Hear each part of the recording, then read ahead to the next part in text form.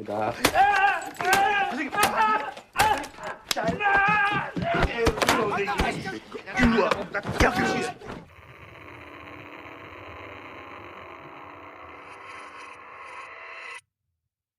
Di sebuah penjara, seorang wanita bernama Yesung diberikan berkas-berkas kasus penculikan, pemerkosaan, dan pembunuhan bernama Yanggo oleh kepala sipil mingguan.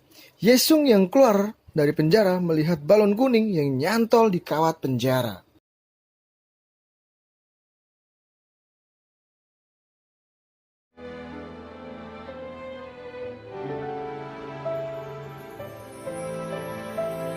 바리바리바리 살레바리.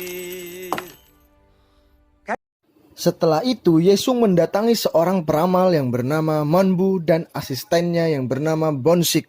Lalu mereka bertiga pergi menemui pastor Yonggo dan seorang piano gereja yaitu Chunho. Keempat pria ini plus seorang kakek Seo diminta datang ke pengadilan untuk suatu tujuan tertentu. 여기 왜 왔을까? 예승이? Ternyata Yesung adalah seorang jaksa pembela yang ingin membeberkan fakta-fakta yang sebenarnya. Sebuah kasus yang dulu pernah terjadi karena dia saksi mata langsung di TKP. Apa yang sebenarnya terjadi? Siapakah kelima pria yang ditemui Yesung? Inilah keajaiban di sel nomor 7. 것만은 확실합니다. Film pun flashback ke 16 tahun yang lalu, tepatnya di tahun 1997, saat Yesung berumur 6 tahun, sedang menyanyikan lagu Sailor Moon dengan Yanggo, yang ternyata adalah ayah kandung Yesung. Yanggo hidup berdua dengan anaknya, dia mengalami disabilitas mental. Jadi gitu guys, susah bersosialisasi, kecerdasannya rendah, susah bersikap seharusnya, susah membedakan mana yang wajar dilakukan atau tidak. Yesung yang mengidolakan tas Sailor Moon pun setiap hari datang ke toko yang sama dengan ayahnya karena kepingin beli tas Sailor Moon di sana. Tapi sayangnya tas stok terakhir sudah dibeli bocil bernama Jiung. Seperti yang sudah saya jelaskan, Yonggu tak tahu cara bersosialisasi. Mengelus wajah Jiung mengatakan jika tas itu milik anaknya, Yesung. Melihat anaknya dielus-elus, spontan orang tuanya emosi dan memukul Yanggo. 야 이쁘다. 예승이 거 이거. 이거 예승이 거예요. Sekembalinya di rumah, Yonggu tetap berjanji ingin membelikan tas Sailor Moon di toko lain untuk hari pertama sekolah Yesung. 사올 거야. 셀럽 가방. 예승이 입학 선물. Keesokan harinya, Yanggo berangkat kerja. Seperti biasa, mereka bermain hitungan 3. Yanggo balik badan, mereka sama-sama melakukan tingkah konyol. 하나, 둘, 셋.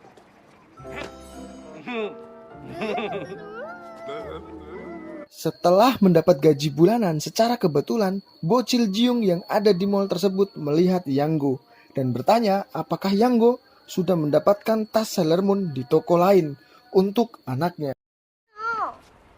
셀럽은 Melihat tas Sailor Moon tersebut, Yanggo sangat senang terus mengikuti Jiung sampai akhirnya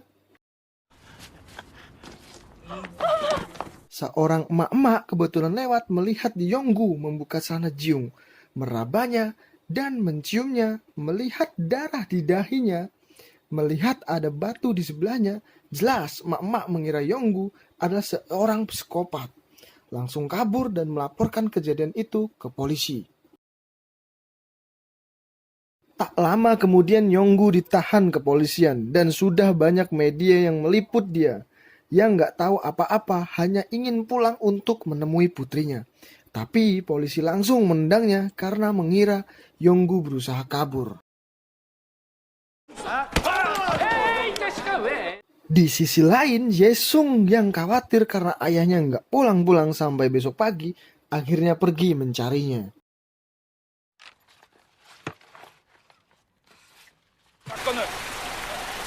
경찰청장을 겨냥한 Ternyata ayah Jiung komisaris jenderal polisi. Dan pagi itu Yonggu diminta melakukan reka ulang kejadian. Saat itu Yonggu bahkan tak tahu apa-apa dan hanya mengikuti permintaan polisi untuk mempraktekkan yang ia perbuat ke Jiung. Lalu polisi memaksa Yonggu membuka celananya padahal ia tak melakukan hal itu. Karena diiming-imingi sebentar lagi ketemu anaknya, nurut aja kan Yonggu guys. Buka celananya, melihat itu warga semakin histeris dan emosi ingin memukul Yonggu. Tak lama saat itu, Yesung pun datang ke TKP. Dia melihat ayahnya yang diperlakukan kasar, lalu diseret pergi oleh polisi.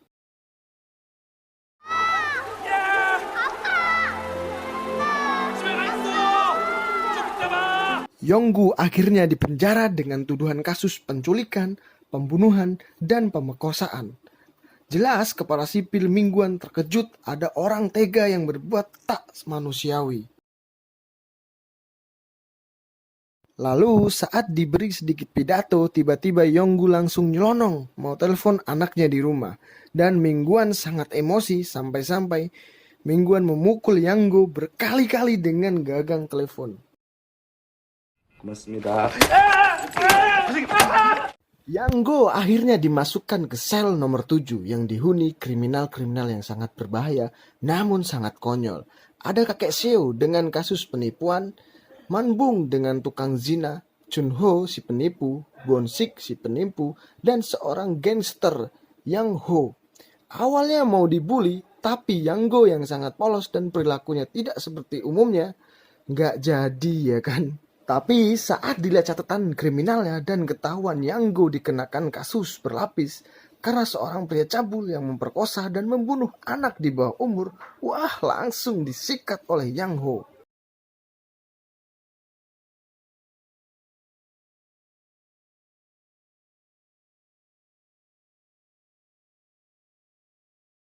쓰레기가 다 왔어.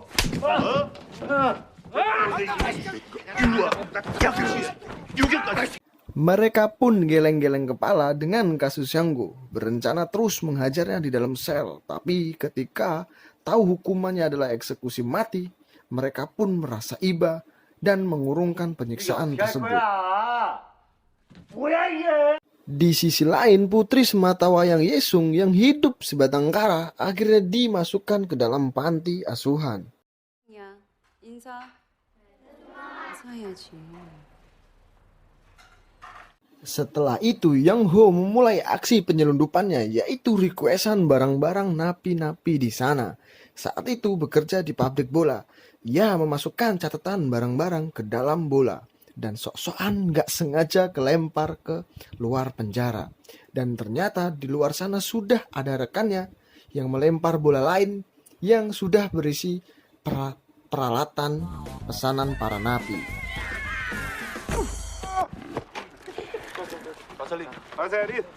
Bos napi yang gak terima karena Yang Ho merusak bisnisnya berencana membunuhnya dengan ujung belakang gosok gigi yang sudah dirancingkan. Tapi Yonggu yang melihat niat jahat tersebut pun langsung melindungi Yang Ho.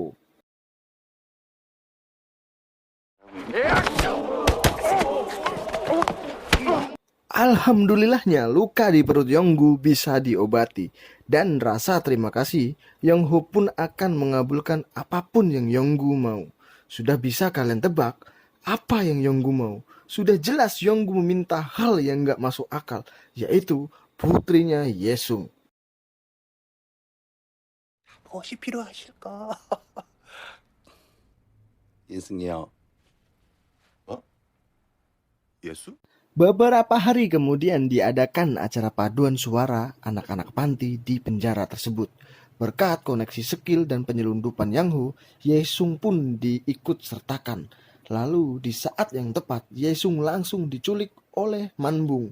Dimasukkan ke kotak jatah makanan penjara. Mana sempat jatuh pula, goblok.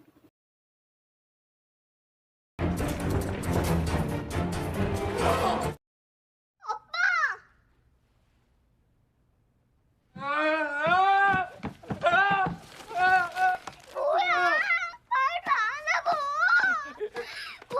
Bonsik yang sempat panik takut hukumannya ditambah kalau ketahuan mencoba memanggil sipil, tapi Bonsik akhirnya luluh karena Yesung memohon kepadanya.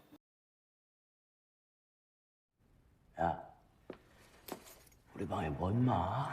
빵 하나만 더 주세요. Karena rombongan anak padus panti akan pulang, Yesung diminta untuk segera pulang kembali ke busnya. Setelah dibujuk berkali-kali, akhirnya mau asalkan Yonggu berjanji akan membawa Yesung kembali ke dalam sel. Tapi sayangnya bis panti keburu balik. Memang takdir Yesung hidup di penjara bersama ayahnya.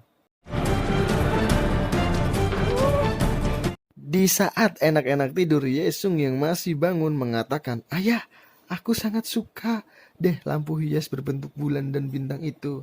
Masalahnya suaranya kekencangan dan sipil penjara yang curiga langsung mendatangi sel. Wah, bingung sampai akhirnya Manbung pun face over kayak gini dong.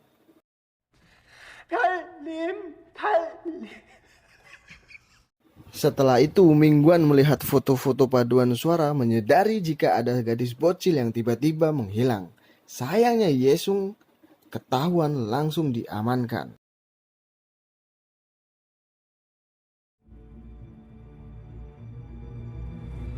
Jelas kepala sipil semakin emosi karena bisa-bisanya Yonggu mengkhawatirkan anaknya. Padahal dia sudah membunuh seorang gadis bocil. Yonggu pun dimasukkan ke sel isolasi, sedangkan Yesung dipulangkan lagi ke tempat asalnya, yaitu panti asuhan. Lalu saat tengah malam, tiba-tiba bos Napi membuat kekacauan dengan membakar salah satu ruangan di sana. Mingguan pun meminta seluruh Napi dan sipil untuk menyelamatkan diri ke halaman, sedangkan dia akan mencoba bernegosiasi.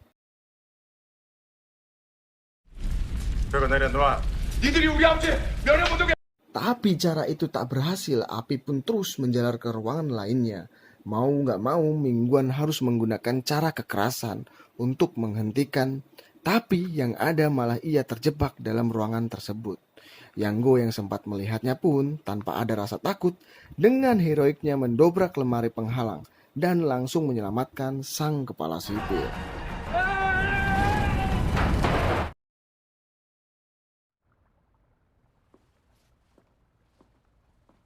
Keesokan harinya, Mingguan yang sudah siuman diberitai yang menolongnya adalah si aneh Yonggu. Terlihat Yonggu yang masih pingsan karena terlalu banyak menghirup gas saat menolong Mingguan.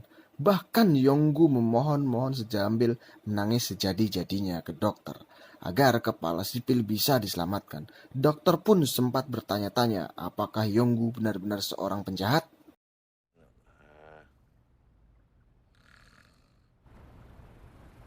누구? Di sekolah barunya, Yesung bertemu bu gurunya dan meminta bantuannya untuk menjenguknya di penjara. Terlihat Yonggu sangat berbahagia didatangi putrinya. Mereka ngobrol begitu asik dan saat itu Mingguan melihat kedekatan mereka. Dari pintu, dari apa yang mereka bicarakan, betapa polos dan tulusnya Yonggu menyayangi anaknya. Semakin ada kejanggalan dari kasusnya.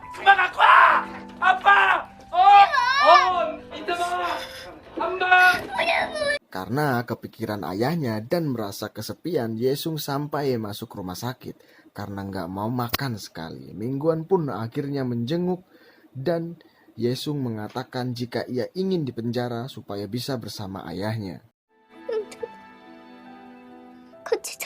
Mingguan yang merasa iba dan ingin membalas kebaikan Yanggu karena telah menyelamatkannya, akhirnya membawa Yesung kembali ke penjara.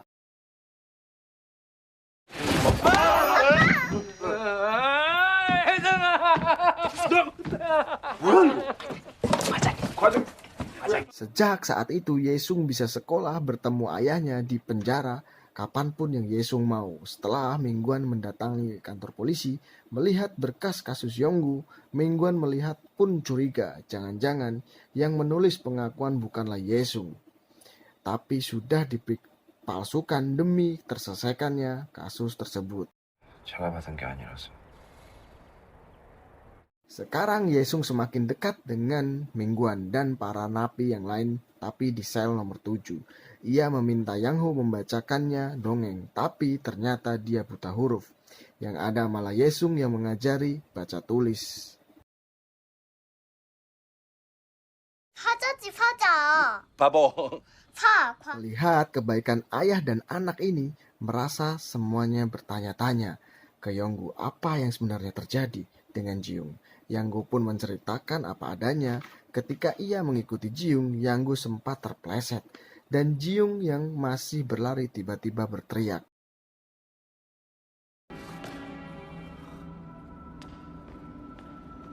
Lalu Yanggu mengecek di Tingguan Pasar, terlihat Jiung sudah terjatuh dan luka di dahinya. Entah apa yang terjadi. Mereka semua langsung sok-sokan jadi detektif dan TKP kejadiannya dibuat di lapangan penjara untuk mencari tahu penyebab Jiung bisa terjatuh sampai meninggal. Yang Ho pun mencoba menyengkat kaki Bonsik, tapi yang sakit hanya tangannya yang menumpu. Padahal belakang kepala Jiung sampai pecah. Jangan-jangan ini gara-gara tas Sailor-Moon-nya. Kata Chun Ho, dugaannya benar. Ternyata karena ada ganjelan tas Sailor Moon, itulah kepala Jiung terbentur di aspal. 그래. 가방 맞네. 그날이 언제? Misteri terakhir adalah luka di dahi Jiung. Setelah dianalisa, Jiung yang panik karena terpleset refleks memegang tali batu bata pemberat terpal di pasar. Kayak gini guys.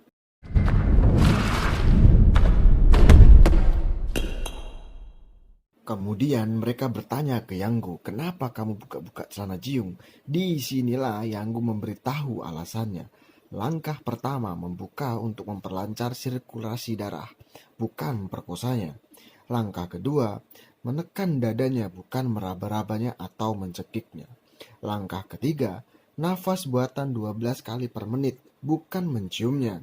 Langkah terakhir adalah mencubit atau menampar pipinya, supaya bangun, bukan kekerasan fisik. Itu semua adalah langkah-langkah darurat CVR guys.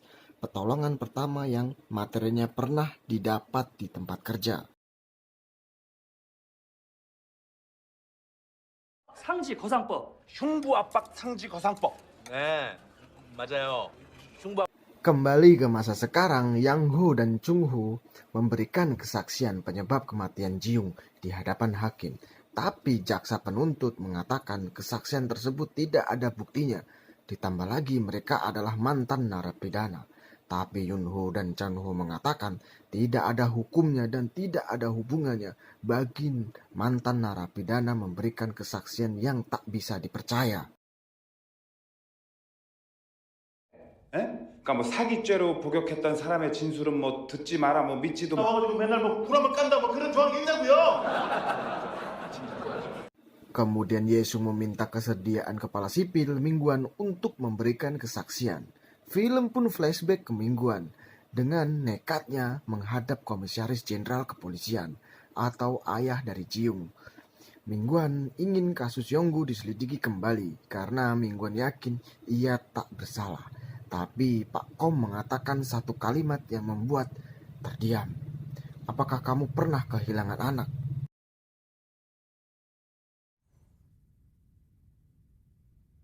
자식. 잃어본 적이. Sementara itu di dalam sel, Yanggu dilatih teman-temannya agar bisa menjawab pertanyaan-pertanyaan yang akan memojokkannya saat sidang nanti. Hari demi hari pun berlalu. Yanggu berkali-kali dites dan diminta menghafal jawaban-jawaban yang sudah dituliskan mereka. 있죠. 있어 없어. 먼저 허리띠를 풀어. 혈액순환을 돕는다. Saking setia kawannya dan peduli mereka, napi-napi lain diminta tanda tangan surat petisi agar Yanggu dibebaskan. Sampai akhirnya Yanggu pun hafal semua jawaban. Teman-temannya yakin dia pasti akan menang di dalam persidangan nanti.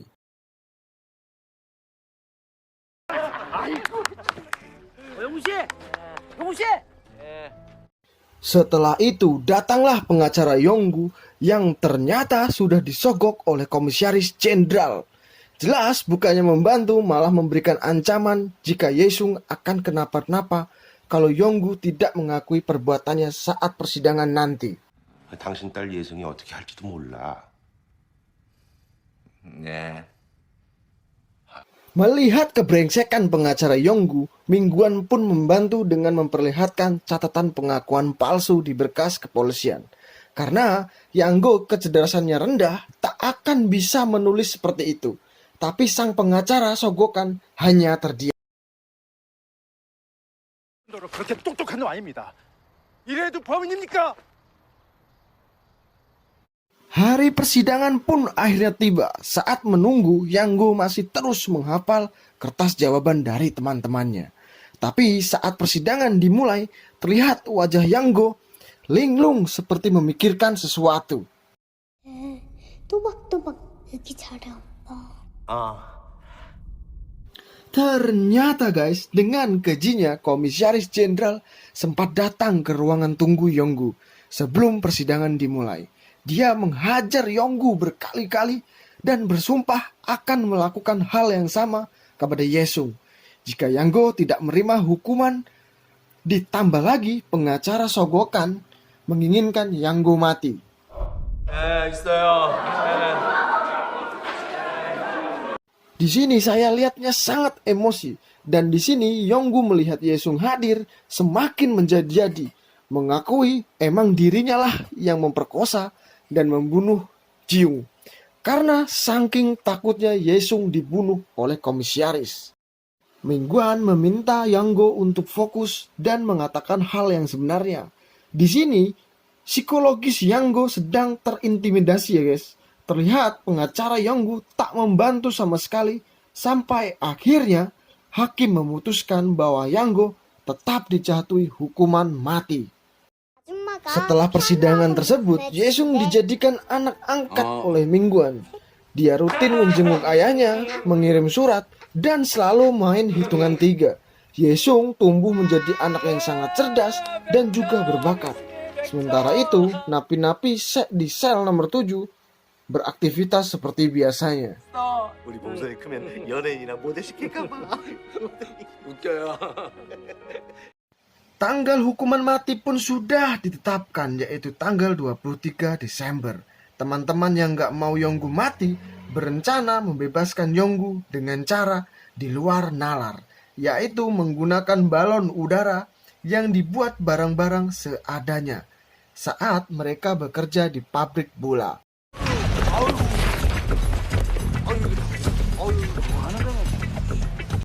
Napi-napi lainnya dengan senang hati membantu, begitu pula dengan Bu Guru dan Mingguan, karena Yonggu pantas mendapatkan kebebasan. Tak lama kemudian, acara paduan suara sekolah Yesung tampil di penjara. Mereka diminta berinteraksi ke semua para tahanan. Tanpa sepengetahuan Yanggo dan Yesung, balon udara sudah disiapkan.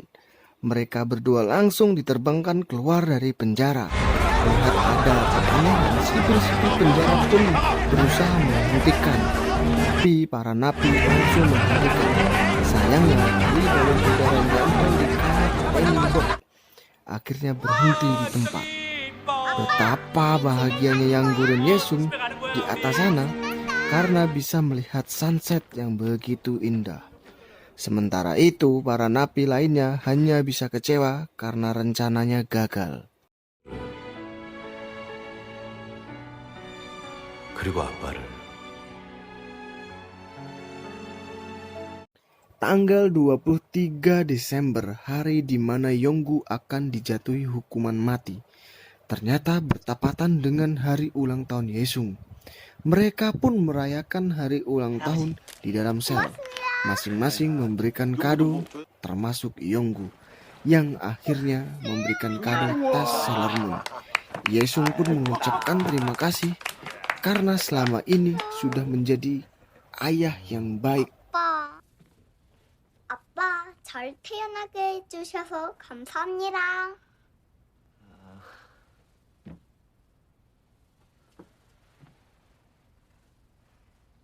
Setelah itu Yanggo berpamitan ke teman-teman satu selnya. Dengan berat hati mereka mengikhlaskan Yanggo untuk pergi. Terlihat tulisan kelima napi tersebut di belakang baju Yanggo, yang artinya kami mencintaimu. Yanggo pun menggandeng Yesung sampai ke pintu penjara. Di sanalah mereka pun harus berpisah.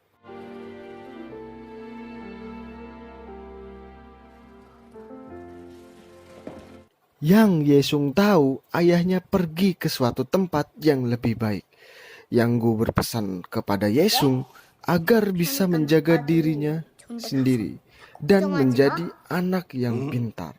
Sampai akhirnya Yanggo harus dibawa ke tempat hukuman dan pergi meninggalkan Yesung begitu saja.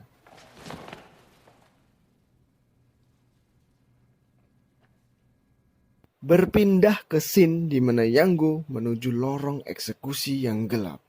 Yanggo baru teringat kalau ia akan berpisah dengan putri tercintanya selama-lamanya.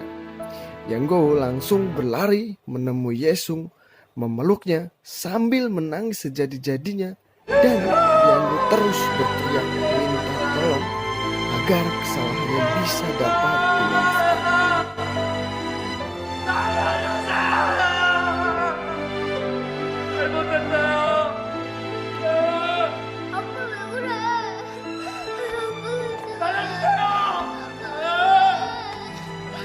Cerita yang sangat tragis kan guys. Dan tidak ada seorang pun yang bisa menolong Yanggo saat itu. Scene kembali ke masa sekarang ketika semua orang terdiam mendengar cerita Yesung. Ia mengatakan saat itu tidak ada penyelidikan lebih lanjut dari kepolisian. Padahal jelas-jelas hasil otopsi kematian Jiung dikarenakan cedera. Bertentangan dengan pernyataan polisi, penyebabnya akibat dicekik oleh Yanggo.